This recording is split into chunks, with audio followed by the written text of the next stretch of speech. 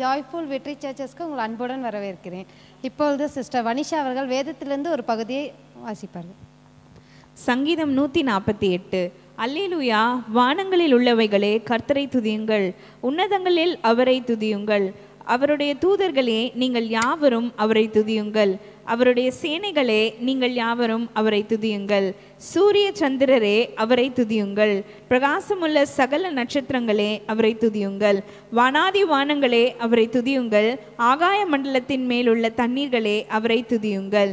அவைகள் கர்த்தரின் நாமத்தை துதிக்க கடவது, அவர் கட்டளையிட அவைகள் சிருஷ்டிக்கப்பட்டது. ஆமேன். அன்புள்ள தகப்பனே, நம்ம ஸ்தோத்திரிக்கம் துதிக்கிறோம். எசப்பா ஆண்டவரே, இந்த வேலை கூட எசப்பா ஆண்டவரே தகப்பனே, இந்த ஆன்லைனில் பார்த்துட்டு இருக்க ஒவ்வொருவரையும் நீர் ஆசீர்வதிங்க எசப்பா ஆண்டவரே. நீங்கள் வழி நடத்துங்க. இந்த ஆராதனை முழுவதும் உங்கள் கருத்தில் ஒப்பு கொடுக்குறோம். நீங்கள் ஆண்டவரே உங்கள் பிரசன்னத்தினால் நிரப்புங்க, ஆசீர்வதிங்க. பிரேசின் பிதாவே, ஆமேன். ஹல்லேலூயா. நம் தேவனோட நாமத்தை துதித்து பாடி அவரை போற்றுவோம். வாங்க.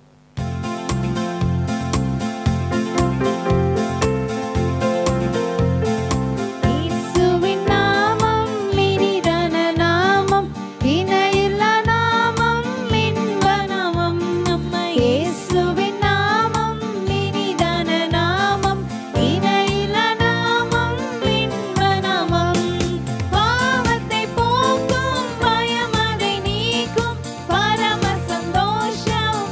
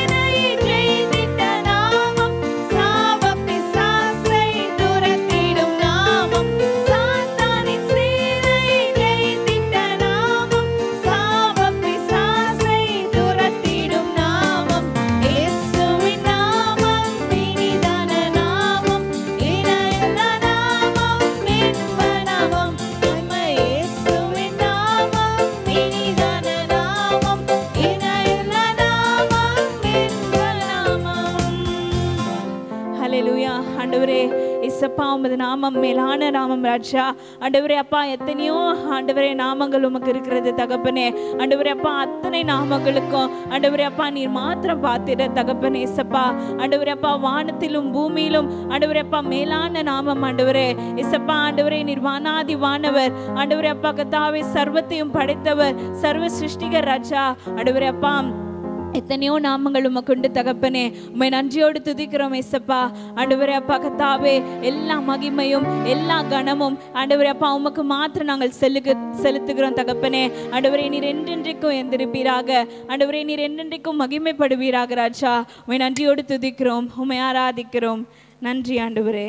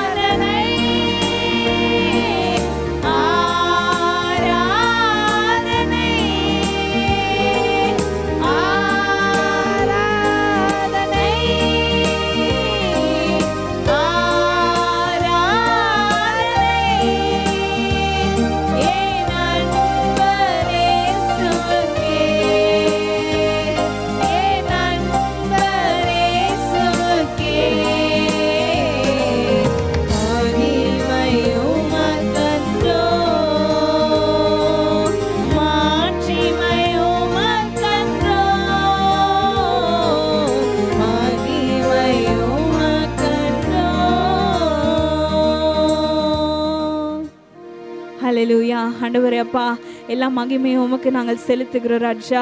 ஆண்டவரே அப்பா நீர் எப்போதும் இருக்கின்ற தேவன் ராஜா. ஆண்டவரே எங்களோடு கூட இருக்கிற தேவன், நேற்றும் இன்றும் என்றும் மாறாத தேவன் தகப்பனே. ஆண்டவரே அப்பா விலையேற பெற்ற உம்முடைய ரத்தத்தினால எங்களை கழுவி எங்களை சுத்திகரித்து ஆண்டவரே அப்பா எங்களோட பாவங்களை நீக்கி தகப்பனே அப்பா எங்களை ஆண்டவரே அப்பா கத்த நீர் ஆண்டவரே அப்பா உம்மை துதிக்க உம்மை ஆராதிக்க கத்த நீர் அப்பா எங்களை நிலைநிறுத்திருக்கிறீரே, அதற்காக உமக்கு நாங்கள் நன்றி செலுத்துகிறோம் ஏசப்பா. ஆண்டவரே அப்பா எப்பொழுதும் ஆண்டவரே அப்பா என்றென்றைக்கும் ஆண்டவரே எல்லா மகிமையும் கனமும் நாங்களும் ஒருவருக்கு மாத்திர செலுத்துகிறோம் ஏசப்பா. ஆண்டவரே நீர் என்றென்றைக்கும் எந்திருப்பீராக, மகிமைப்படுவீராக. இயேசுவின் நாமத்தினால் ஜெபிக்கிறோம் எங்கள் ஜீவனுள்ள நல்ல தகப்பனே, ஆமென். ஹல்லேலூயா. கர்த்தருக்கு ஸ்தோத்திரம். அருமையான ஒரு ஆராதனை ஏறெடுக்க கர்த்தர் கிருபை செய்தார். கர்த்தருக்கு நாம் நன்றி செலுத்துவோம். இப்போதும் கூட நாம் தேவ செய்திக்குள்ளாய் நாம் கடந்து போவோம். பிரியமான இயேசுவே, எங்களை நேசிக்கிற எங்கள் ஆண்டவரே, எங்களோடு கூட நீங்கள் பேசும்படியாக தாழ்மையுடன் கேட்டுக்கொள்கிறோம் எங்கள் நல்ல பிதாவே, ஆமேன். சங்கீதம் 23வது அதிகாரத்திலே 5வது வசனத்திலே நாம் வாசிப்போம். என் சத்துருக்களுக்கு முன்பாக நீர் எனக்கு ஒரு பந்தியை ஆயத்தப்படுத்தி என் தலையை எண்ணெயினால் அபிஷேகம் பண்ணுகிறீர், என் பாத்திரம் நிரம்பி வழிகிறது. என் தலையை எண்ணெயால் அபிஷேகம் பண்ணுகிறீர், என் பாத்திரம் நிரம்பி வழிகிறது. எண்ணெய் என்ற தலைப்பில்தான் இந்த செய்தி. எண்ணெய் என்பது பரிசுத்த ஆவியானவரை குறிக்கும் ஒரு சொல்லாகும். பரிசுத்த ஆவியானவர் எண்ணெய்க்கு ஒப்பாக குறிப்பிடப்படுகிறவராய் இருக்கிறார். எண்ணெய் என்பது ஒரு விசேஷமானது. எண்ணெயானது பரிசுத்த ஆவியானவருடைய வல்லமையை குறிக்கிறதா இருக்கிறது. எண்ணெய் என்பது விலை மதிப்பு உள்ளது.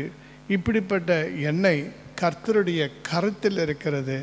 அதை நமக்கு தந்து நம்மை ஆசீர்வதிக்கிறார்.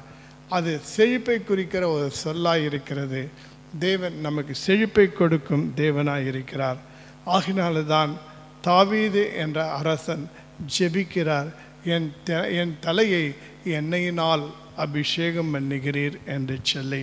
கர்த்தருடைய நாமம் மகிமைப்படுவதாக. சத்துருக்களுக்கு முன்பாய் ஒரு பந்தி ஒன்றை ஆயத்தம் செய்து என் தலையை எண்ணெயினால் அபிஷேகம் பண்ணுகிறீர். அல்லேலூயா. கர்த்தருடைய நாமம் மகிமைப்படுவதாக. நம்முடைய தேவனானவர் நம் வாழ்க்கையிலே போராட்டங்கள் வரும்போது, பிரச்சனைகள் வரும்போது, சத்துருகள் சூழ்ந்து கொள்ளும் பொழுது தேவன் நம்மோடு கூட இருந்து நம்மை வழிநடத்துகிறார். அந்த தேவன்தான் பரிசுத்த ஆவியானவர்.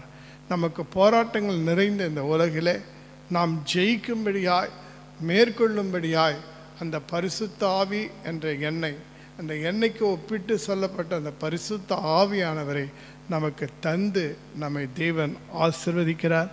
ஆகையினாலே சத்துருக்களுக்கு முன்பாக நம் தலை எண்ணெயினாலே அவர் அபிஷேகம் பண்ணும்போது நாம் விசேஷமானவர்களாக நாம் மாறுகிறோம். விசேஷமானவர்கள் மாறுவது மாத்திரமல்ல, நம் வாழ்க்கையில் நாம் சத்துருக்களுக்கு மேலாக ஜெயம் எடுக்கிறவர்களாக இருக்கிறோம். சூழ்நிலையின் மீது ஜெயம் எடுக்கிறவராக இருக்கிறோம். அந்தகார சக்திகள் மீது ஜெயம் எடுக்கிறவர்களாக இருக்கிறோம். தோல்வியின் மீது ஜெயம் எடுக்கிறவர்களாக இருக்கிறோம். அவர் நம் பாத்திரத்தை நிரம்பி வழிய செய்கிறவராய் இருக்கிறார். அவர் கொஞ்சமாய் கொடுப்பவர் அல்ல, நம்மை அபரிமிதமாய் ஆசீர்வதிக்கிறார். ஆரோன் சிரசின் மீது ஊற்றப்பட்ட அந்த தைலமானது அவனுடைய தலையிலே ஊற்றப்பட்டு அவன் தாடியிலே வழிந்து அவன் அங்கியெல்லாம் நினைத்ததாம். அப்பேற்பட்ட அபிஷேகம்தான் கர்த்ததாமி அன்னைக்கு ஆரோன் மீது ஊற்றினார். கொஞ்சம் எண்ணெயினாலே ராஜாக்களை அபிஷேகம் பண்ணினாம். கொஞ்சம் எண்ணெயினாலே நாம் ஆசாரியர்களை அபிஷேகம் பண்ணலாம். கொஞ்சம் எண்ணெயினாலே நாம் தீர்க்கதரிசிகளை நாம் அபிஷேகம் பண்ணலாம். ஆம், கர்த்தருடைய ஆவியினாலே நிச்சயமாய் ராஜரீக அபிஷேகத்தை பெற்றுக்கொள்ளும்படியும், பரிசுத்த ஆவியினாலே நாம் ஆசாரியர்களாக மாற முடியும். பரிசுத்த ஆவியினாலே நாம் தீர்க்கதரிசிகளாய் மாற முடியும். பழைய ஏற்பாட்டு காலத்திலே இந்த எண்ணெயினால்தான் அவர்களை அபிஷேகித்து அவர்கள் தீர்க்கதரிசிகளாகவும் ஆசாரியர்களாகவும் ராஜாக்களாகவும் அவர்கள் கொண்டு வரப்பட்டார்கள், அபிஷேகிக்கப்பட்டார்கள். ராஜாக்குரிய வரங்களினாலும், தீர்க்கதரிசிகளுடைய வரங்களினாலும், ஆசாரியர்களுடைய வரங்களினாலும் அவர்கள் செயல்பட்டார்கள். கர்த்தருடைய நாமம் மகிமைப்படுவதாக. புதிய ஏற்பாட்டு காலத்தில் இருக்கிறோம். நாமும் இயேசுவின் விலையேறப்பட்ட இரத்தத்தாலே கழுவப்பட்டு நாம் ராஜாக்களும் ஆசாரியர்களுமாய் நாம் இருக்கிறோம். கர்த்தருடைய நாமம் மகிமைப்படுவதாக. அந்த பரிசுத்த ஆவியின் அபிஷேகம் நமக்குள் இருக்கிறபடியினாலே நாமும் தீர்க்க தரிசனம் உரைக்கிறவர்களாக இருக்கிறோம். கர்த்தருடைய நாமம் மகிமைப்படட்டும். இந்த 3 அபிஷேகமும் இயேசு கிறிஸ்துவின் மீது இருந்ததாம். அல்லேலூயா. மனிதர்கள் மத்தியிலே ராஜாக்களாக இருக்கலாம், ஆசாரியர்களாக இருக்கலாம், அல்லது அவர்கள் தீர்க்கதரிசிகளாக இருக்கலாம். ஆனால் 3 அபிஷேகம் பெற்றவர் அந்த ஒருவர் நம் ஆண்டவராக இயேசு கிறிஸ்து. அந்த இயேசு கிறிஸ்து தான் நம்மை அபிஷேகிக்கிறவராய் இருக்கிறார். அவர் அபிஷேக நாதர் என்று அழைக்கப்படுகிறார். பரிசுத்த ஆவியினாலே பிதா வாக்குத்தத்தம் பண்ணின அந்த பரிசுத்த ஆவியானவரை நமக்கு தந்து நம்மை ஆசீர்வதிக்கிறவர் அவர். அந்த பரிசுத்த ஆவியானவர் தேற்றவாளனாய் இருக்கிறார். ஆம், அந்த எண்ணெய் என்பது நம்மை சகல காரியங்களிலும் நம்மை தேற்றக்கூடியதாக இருக்கிறது. இன்றைக்கு நீங்கள் பரிசுத்த ஆவியை பெறாதவர்களாக இருந்தால் இன்றைக்கு தேவனிடத்திலே கேளுங்கள். பொல்லாதவர்களாக நீங்கள் உங்கள் பிள்ளைகளுக்கு நல்ல ஈவுகளை கொடுக்க அறிந்திருக்கும் போது பரலோக பிதாவினிடத்தில் பரிசுத்த ஆவியை கேட்கும்போது அவர் நிச்சயமாய் தருவார் என்று வேதம் சொல்லுகிறது. ஆகினாலே நம் பரிசுத்த ஆவியை பெற்றுக்கொள்வதற்கு தேவை நமக்கு விசுவாசம். 2வது ஞான ஸ்நானம், ரட்சிக்கப்பட்டிருக்க வேண்டும்.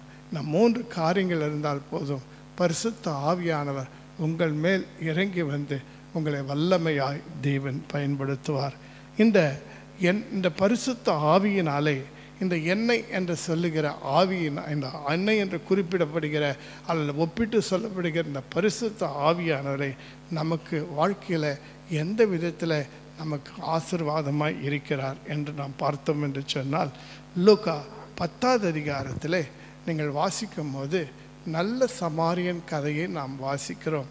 ஒரு மனிதன் எருசலேமிலிருந்து அவன் எரிகோ நோக்கி பயணம் செய்யும்போது அவர் வழிநடுவே அவன் கள்ளர் கையிலே அகப்பட்டு அவனுடைய வஸ்திரங்கள் எல்லாவற்றையும் முறிந்து கொண்டு அவனை கொள்ளையாடி அவனை குற்றுயிராக கள்ளர்கள் விட்டு போய்விடுகிறார்கள். அந்த வழியாய் ஆசாரியர் வருகிறார்கள், சதுசேயர்கள் வருகிறார்கள், பல பேர் வராங்க. ஆனாலும் யாரும் அவனுக்கு உதவி செய்யவே இல்லை. ஆனால் நல்ல சமாரியன் என்று அழைக்கப்படுகிற இயேசுக்கு ஒப்பானவர் அந்த நல்ல சமாரியன். நம்ம இயேசுவை நல்ல சமாரியன் என்று அழைப்போம். அந்த வழியாக அந்த நல்ல சமாரியன் வந்து குற்றுயிராய் கிடந்த அந்த மனிதன் மீது திராட்சை ரசத்தையும் எண்ணெயும் வார்த்து அவனை இதோ தன்னுடைய சுய வாகனத்தின் மீது ஏற்றி சத்திரத்தில் கொண்டு வென்று அவனை அங்கு இளைப்பாற செய்து சத்திரக்காரனிடத்தில் 2 காசுகளை கொடுத்து, இன்னும் மேலும் இவனுக்காய் செலவு பண்ணுவாய் என்று சொன்னால் நான் திரும்பி வரும்போது நான் உனக்கு கொடுக்கிறேன் என்று சொல்லிவிட்டு அந்த நல்ல சமாரியன் கடந்து போகிறார். அந்த நல்ல சமாரியன் வேறு யாரும் இல்லைங்க, நம்முடைய ஆண்டவராக இயேசு கிறிஸ்து தான். இன்றைக்கு நாம் காயப்பட்டிருக்கிறோமா? பாவத்தினாலே காயப்பட்டிருக்கிறோமா? அல்லது நம்முடைய வியாதி ஏற்பட்டு காயப்பட்டிருக்கிறோமா? அல்லது பலவீனமாக இருக்கிறோமா? கள்ளர் கையில் அவன் மாட்டி மோசம் பண்ணது போல சத்துருகளின் கையிலே அந்தகார வல்லமையினாலே நாம் காயப்பட்டு சோர்ந்து போயிருக்கிறோமா? மிகுந்த வேதனையை அனுபவித்து கொண்டிருக்கிறோமா? அல்லது பாவத்திலே நாம் மரித்து கொண்டிருக்கிறோமா? ஆனாலும் கூட கர்த்தர் நம் மீது இரக்கமாய் இருக்கிறார், மனதுருக்கமாய் இருக்கிறார். ஆம், அவர் நல்ல சமாரியன். வழியிலே நம்மை விட்டு செல்கிறவர் அல்ல, நம்மை கவனிக்காத போகிறவரும் அல்ல. ஓடோடி வந்து நமக்கு உதவி செய்கிற தேவன் அந்த ஆண்டவராக இயேசு கிறிஸ்து. இன்றைக்கு உங்கள் நிலைமை எப்படி இருக்கு எனக்கு தெரியாது. பல பிரச்சனைகள் மத்தியிலே நீங்கள் கடந்து போயிருக்கலாம், அல்லது வியாதி சோதனையிலே நீங்கள் இருக்கலாம். ஆனால் அதனால் நீங்கள் காயப்பட்டு சோர்ந்து போய் பலவீனம் அடைந்து ஒன்றுமே முடியாத நிலைமையில் கூட நீங்கள் இருக்கலாம். உங்களுக்கு உதவி தேவை. நமக்கு நம் தேவன் ஆண்டவராக இயேசு கிறிஸ்து உங்களுக்கு உதவி செய்யதான் இதோ இந்த நாளில் இந்த வேளையில் உங்களோடு கூட அவர் சந்தித்து கொண்டிருக்கிறார். அவர் உங்களோடு கூட இடைப்பட்டு கொண்டிருக்கிறார். இந்த வார்த்தைகள் உங்களை சுகப்படுத்துகிற வார்த்தைகள், இந்த வார்த்தைகள் உங்கள் துக்கத்தை சந்தோஷமாய் மாற்றக்கூடிய வார்த்தைகள். அந்த நல்ல சமாரியனை நோக்கி பாருங்கள். ஆண்டவராகி இயேசு கிறிஸ்துவே, இன்றைக்கு நான் காயப்பட்டு குற்றுயிராய் இருக்கிறேன், என்னை கவனிப்பார் யாரும் இல்லை, எனக்கு உதவி செய்வார் யாரும் இல்லை என்று கேட்டு பாருங்களேன். இன்னைக்கு அவருடைய கையில் திராட்சரசமும் இருக்கிறது, அவருடைய கையில் எண்ணெயமும் இருக்கிறது. வார்த்து உன் காயங்களை கட்டுவார். அந்த பரிசுத்த ஆவியினாலே உன்னை குணமாக்குவார். அந்த பரிசுத்த ஆவியின் வல்லமையினாலே உன்னை உயிர்ப்பிப்பார். அந்த பரிசுத்த ஆவியினாலே உனக்கு புது ஜீவன், புது மாற்றத்தை கர்த்தர் கொடுப்பார். கர்த்தருடைய தழும்புகளால் நீங்கள் குணமாவீர்கள். இயேசுவின் இரத்தத்தாலே அந்த கழுவப்படுகிறவர்களாய் இருப்பீர்கள். பரிசுத்த ஆவியினால் நிரப்பப்பட்டு நீங்கள் மீண்டும் ஒரு புது வாழ்க்கையை நீங்கள் ஆரம்பிக்கிறவர்களாய் இருப்பீர்கள். கர்த்தருக்கு ஸ்தோத்திரம். ஆகினாலே உங்களை காயங்களை ஆற்றும் எண்ணெய் தான் கர்த்தருடைய கரத்தில் இருக்கிறது. அவர் தான் பரிசுத்த ஆவியானவர். அவர் உங்கள் காயங்களை எல்லாவற்றையும் ஆற்றி உங்களுக்கு சுகத்தை தருகிறவராய் இருக்கிறார். உங்களுக்கு ஆரோக்கியம் வரப்பண்ணி உங்கள் காயங்களை ஆற்றுகிற தேவன் தான் நம் ஆண்டவராகிய இயேசு கிறிஸ்து. அவர் தான் பரிசுத்த ஆவியானவர். அவர் உங்களுக்கு உதவி செய்ய வல்லவராய் இருக்கிறார்.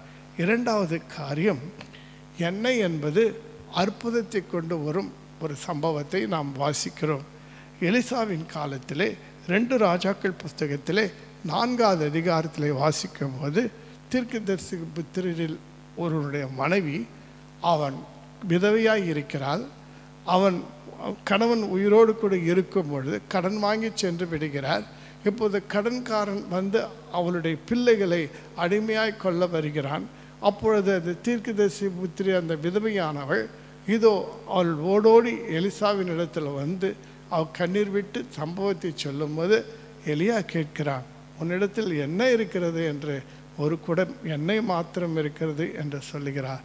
அப்போது அவன் சொல்லுகிறான், அக்கம் பக்கத்திலிருந்தெல்லாம் பாத்திரத்தை வாங்கி அதை நிரப்பி அதை விற்று அது கடனை அடைத்து மீதமுள்ளதை நீ உன் ஜீவனுக்கு வைத்துக்கொள் என்று சொல்லுகிறான். அப்படியே அந்த ஒரு குடம் எண்ணெயினாலே பல பாத்திரங்களை நிரப்புகிறாள். அந்த பாத்திரங்கள் எல்லாம் நிரம்பி வழிகிறது. எப்பொழுது இல்லை என்ற வார்த்தை வருகிறதோ, பாத்திரம் இல்லை என்ற வார்த்தை வருகிறதோ, அப்பொழுதுதான் அது நிற்கிறது. அது வரைக்கும் அந்த எல்லா பாத்திரங்களும் நிரம்பி அவை இதை விற்று அவர் கடனை அடைத்து இதோ தன் ஜீவனுக்கும் வைத்து கொண்டாராம்.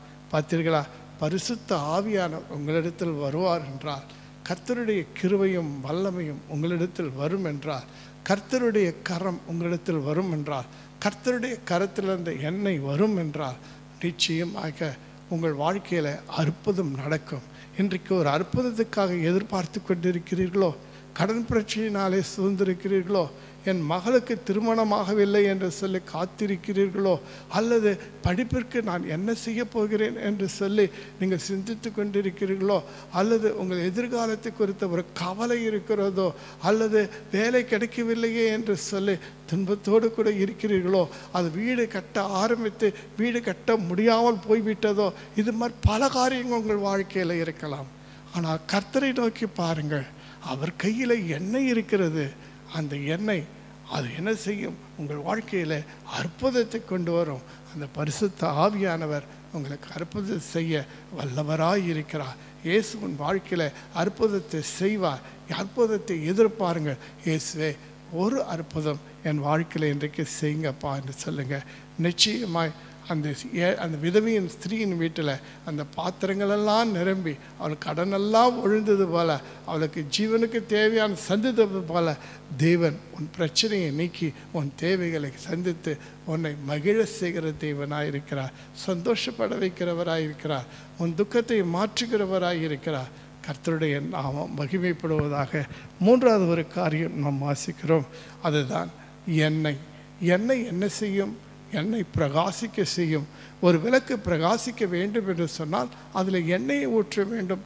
அந்த எண்ணெய் ஊற்றினால் மாத்திரமே அந்த எண்ணெயினாலே அந்த விளக்கு என்ன செய்ய, எரிந்து பிரகாசிக்க முடியும். ஆம், அந்த 10 கன்னிகைகள் வாழ்க்கையில் கூட பாருங்களேன், அவர்களிடத்தில் சில பேரிடத்தில் எண்ணெய் இல்லாது போய்விட்டது. சில பேரிடத்தில் எண்ணெய் இருந்தபடியினாலே அவர்கள் தங்களுடைய விளக்கை கொளுத்தி பிரகாசிக்க செய்ய முடிந்ததாக இருந்தது. ஆம், நம்முடைய வாழ்க்கையானது பிரகாசமுள்ள ஒரு வாழ்க்கையாக இருக்க வேண்டும். நம்முடைய வாழ்க்கையானது ஒரு வெளிச்சம் நிறைந்த ஒரு வாழ்க்கையாக இருக்க வேண்டும். அது நம்முடைய பரிசுத்த ஆவியானவர் அவர் நிச்சயமாய் உங்களை பிரகாசிக்க செய்கிறவராய் இருக்கிறார். ஆம், அவர் நெருந்த நாளரை முறிக்கவும் மாட்டார், மங்கி எரிகிற அந்த திரியையும் அணைக்கவும் மாட்டார். நிச்சயமாக திரும்பி எண்ணெயை ஊற்றி அதை மீண்டும் பிரகாசிக்க செய்கிற நம் தேவன் அல்லவா. அவர் நம்மை ஒருபோதும் கைவிட மாட்டார், நம்மை ஒருபோதும் அவர் மறக்கவும் மாட்டார், நம்மை வெறுக்கவும் மாட்டார். நம்மை ஆண்டவர் தாமே நம்முடைய தேவைகளை, நம்முடைய வாழ்க்கை முறையை மாற்றுகிறவர்கள். இந்த சமுதாயத்தில் நீங்கள் பிரகாசிக்க வேண்டும். உங்களுடைய எல்லாவற்றிலும் நீங்கள் நல்லொழுக்கத்திலும் சரி, ஆவிக்குரிய வாழ்க்கையிலும் சரி, சாட்சியாய் வாழ்வதிலும் சரி, உலகத்தின் மத்தியில் நீங்கள் பிரகாசிக்கிறவர்களாய் இருக்க வேண்டும். எரிந்து பிரகாசிக்கிற விளக்காய் இருக்க வேண்டும். யோவான் ஸ்நானனை குறித்து நாம் வாசிக்கிறோம். அவன் எரிந்து பிரகாசிக்கிற ஒரு ஒரு விளக்காய் இருந்தாராம், எரிந்து பிரகாசிக்கிறவனாய் காணப்பட்டாராம். அதே போல் நீங்கள் உங்கள் வீட்டுக்கு நீங்கள் விளக்காகவும் இந்த உலகத்துக்கு நீங்கள் வெளிச்சமாகவும் நீங்கள் இருக்க வேண்டும். எப்பொழுதும் நீதியின் சூரியன் உங்கள் மேல் உதித்து கொண்டே இருக்கிறார். நீங்கள் பிரகாசிக்கப் போகிறீர்கள். அதுதான் வேதம் சொல்கிறது, எழும்பி பிரகாசி, உன் ஒளி வந்தது, கர்த்தருடைய கரத்தில் எண்ணெய் இருக்கிறது, உன் வல்லமையை தரித்துக்கொள், எரிந்து பிரகாசி, எல்லோருக்கும் பயனுள்ளவனாயிரு, வெளிச்சம் கொடுக்கிறவனாயிரு. பல பேரை ஆண்டவரிடத்தில், இயேசுவினிடத்தில் கொண்டு வருகிறவர்களாக, ஆத்ம ஆதாயம் பண்ணவர்களாக மாறுங்க. பல பேருக்கு உதவி செய்கிறவர்களாக மாறுங்க. பல பேருக்காக நீங்கள் அற்புதத்தை செய்கிறவர்களாக, வரங்களினால் நிறைந்தவர்களாக நீங்கள் மாற வேண்டும். கர்த்தருடைய கருத்தில் எண்ணெய் இருக்கிறது, அவர் உங்களை ஆசீர்வதிப்பார். கர்த்தரை நோக்கி பாருங்கள், இயேசு உங்களை நிச்சயமாய் உங்களை அபிஷேகிக்கிற தேவனாய் இருக்கிறார். அடுத்தது ஒரு காரியம் வாசிக்கிறோம், நாம் எண்ணெய் பூசி சுகப்படுத்தினார்களாம். நாம் வாசிக்கிறோம், நாம் யாக்கோபு புஸ்தகத்திலே 5ஆம் அதிகாரத்திலே 14ஆவது வசனத்தில் நாம் வாசிக்கிறோம், உங்களில் ஒருவன் வியாதிப்பட்டால் அவன் சபையின் மூப்பர்களை வரவழைப்பானாக, அவர்கள் கர்த்தருடைய நாமத்தினாலே அவனுக்கு எண்ணெய் பூசி அவனுக்கு ஜெபம் பண்ண கடவர்கள். அப்போது விசுவாசமுள்ள ஜெபம் பிணியாளியை ரட்சிக்கும், கர்த்தர் அவனை எழுப்புவார், அவன் பாவம் செய்தவனானாலும் அது அவனுக்கு மன்னிக்கப்படும். நீங்கள் சொஸ்தம் அடையும்படிக்கு உங்கள் குற்றங்களை ஒருவருக்கொருவர் அறிக்கையிட்டு ஒருவருக்கொருவர் ஜெபம் பண்ணுங்கள். நீதிமான் செய்யும் ஊக்கமான வேண்டுதல் மிகவும் பலனுள்ளதாய் இருக்கிறது. அல்லேலூயா. கர்த்தருடைய நாமம் மகிமைப்படுவதாக. நாம் வேதம் சொல்லுகிறது, ஒருவன் வியாதிப்பட்டால் சபையின் மூப்பர்களை வரவைக்க வேண்டும் என்று சொல்லி, அவர்கள் கர்த்தருடைய நாமத்தில் அவர்கள் எண்ணெய் பூசி ஜெபிக்கும் போது நிச்சயமாய் அங்கே ஒரு அற்புதம் நடக்கும். வியாதிகள் நீங்கும், நோய்கள் மாறும், உனக்கு சுகம் கிடைக்கும், உள்ளத்தில் சமாதானம் உண்டாகும். ஆம், இந்த பரிசுத்த ஆவியானவர் உனக்கு சுகம் கொடுக்கிறவராய் இருக்கிறார், உன்னை ஆரோக்கியப்படுத்துகிறவராய் இருக்கிறார், உனக்கு வல்லமையை தருகிறவராய் இருக்கிறார், உனக்கு பலனை கொடுக்கிறவராய் இருக்கிறார். ஆம், உன்னுடைய வாழ்க்கையில் கர்த்தரை நோக்கி பார்.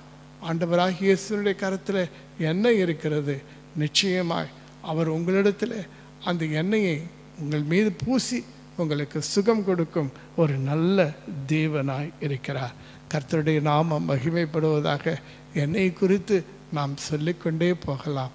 ஆனால் வேதம் சொல்கிறது, சத்துருக்களுக்கு முன்பாக ஒரு பந்தி ஒன்று ஆயத்தம் செய்து என் தலையை எண்ணெயினால் அபிஷேகம் செய்கிறேன், என் பாத்திரம் நிரம்பி வழிகிறது என்று தாவீது சொன்னது போல நம்ம வாழ்க்கையில் நம் தேவன், நம் ஆண்டவராகிய இயேசு நம் தலையை எண்ணெயினாலே அபிஷேகம் பண்ணட்டும்.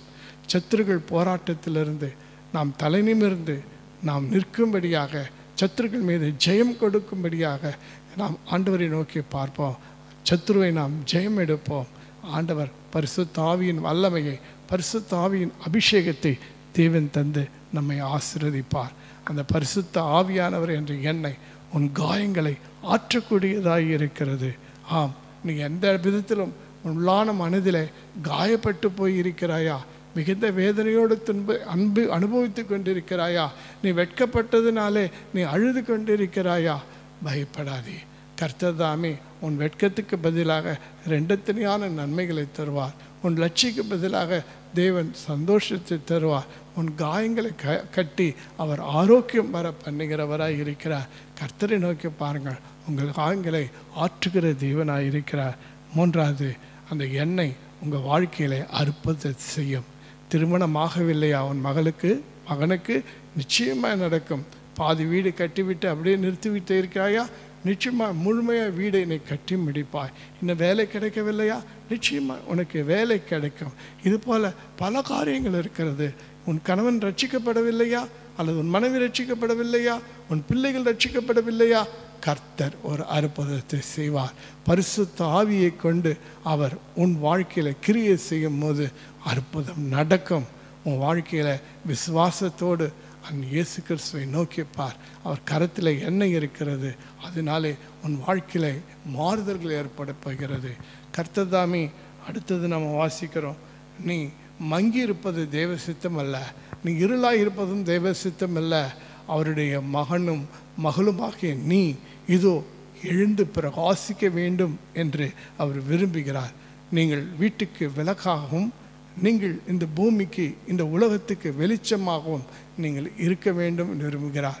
நீங்கள் மலை மீது இருக்கிற பட்டணம் போல எப்போதும் பிரகாசிக்கிறவர்களாய் இருக்க வேண்டும்.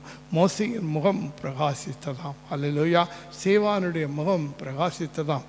எல்லாவற்றுக்கும் மேலாக இயேசு கிறிஸ்துவனுடைய முகமும் அவருடைய வஸ்திரங்களும் பிரகாசித்ததாம். அல்லேலூயா. அவருடைய பிள்ளைகளாக நாமும் பரிசுத்த ஆவினால் நிரப்பப்பட்டு நாம் பிரகாசிக்கிறவர்களாக இருப்போம்.